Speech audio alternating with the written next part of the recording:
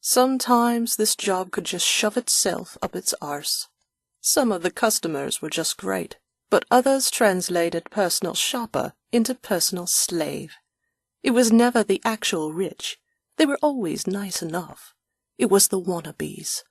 Since the store has significantly lowered the entry point in the last recession, there were all sorts of bottom feeders coming in with entitlement. There was one of them marching across the shop floor now. I had learnt to tell when I was getting a real piece of work by the way it was always a she, walked. I looked in the mirrored pillar, straightened my blouse, and looked myself up and down. I was one hell of a good-looking personal shopper. 22 with classic slim blonde looks. The looks often didn't help, as I knew I looked like a submissive pushover, and that often set the bad ones off on the wrong foot. I was anything but submissive, in fact, but my job required me to be a sponge for bad behavior. "You Janice?" The woman barked a ridiculous question at me, and confirmed my first impression in about 2 seconds.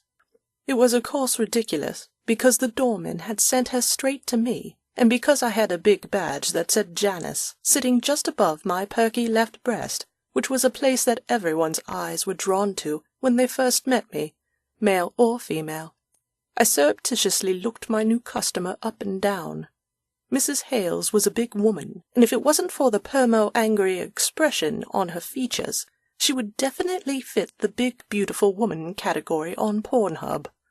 I could say that without any shadow of a doubt, not only because that was my favorite porn genre, but my preferred sexual activity was taming bossy, voluptuous older woman like Mrs. Hales, and if she continued on the path she was leading down, I reckoned I might just make time for her in my busy social calendar.